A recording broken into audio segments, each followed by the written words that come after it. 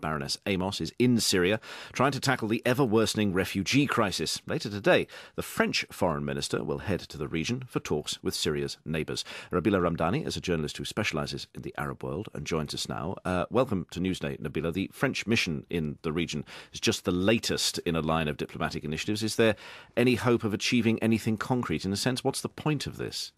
Well, I'm afraid this is a further example of diplomatic action in the face of mass murder.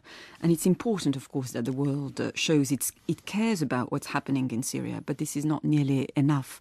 And the main point of the trip is for Fabius, the French foreign minister, to express support for the hundreds of thousands of refugees who have fled Syria and who have found shelter in neighbouring countries, in Jordan, Lebanon and Turkey mainly. So this, of course, would mean a lot for these people, because France is effectively offering humanitarian aid. But for those on the ground desperately calling for a solution to the human catastrophe, it would mean very little. Fabius will also be speaking to officials in the area, and he will be trying to push for a rapid political transition. But most people remain clueless as to how this is going to be carried out. And the aid issue, let's talk specifically about that, because we were hearing just a few minutes ago a voice from Aleppo saying how desperate things are in terms of food and fuel. Food is incredibly expensive. People can't find the fuel to escape. This is what Baroness Amos of the UN is supposed to be sort of facilitating, getting lines of communication open, getting lines of aid open. But from what you're hearing, is that actually happening inside Syria? Not refugees outside Syria, but inside Syria. Who's bringing aid to these people? Well, as somebody who speaks to Syrians, there's a lot of frustration as to the lack of action, dare I say, from the outside world. And after so many months of fighting and some 20,000 people having died so far, humanitarian action, for example, is not reaching the people inside Syria for very obvious reasons, because the Assad regime sees it as, interfering with domestic affairs. So when, for example, when the British government says we're giving £5 million of strictly humanitarian aid, making absolutely clear they're not giving arms, but they're giving humanitarian aid, your impression is that actually that aid doesn't get to where it's needed?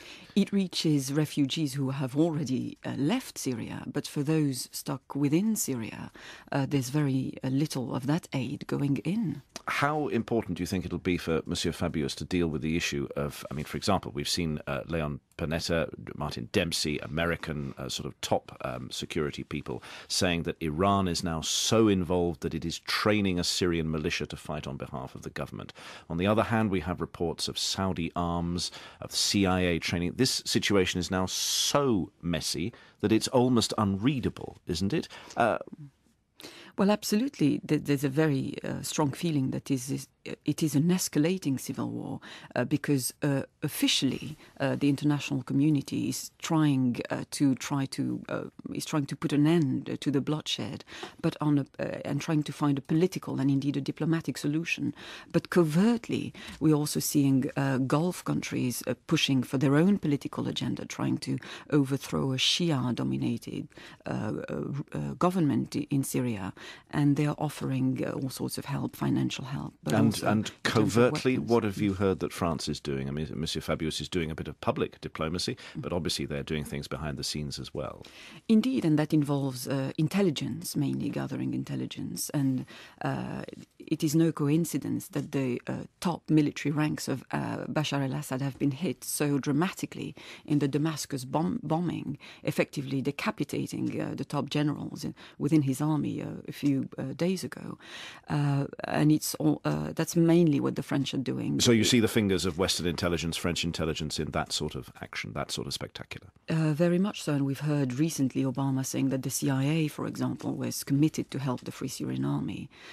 So that's the kind of help that the West is offering. And indeed, William Hague also said that his British help was aimed at equipping the Free Syrian Army with communication devices, for example. But drawing the line at arms. Many thanks indeed. Nabila Ramdani, a journalist, a specialist in the Arab world, with her analysis of the situation, the latest diplomatic twists in Syria. Many thanks to her.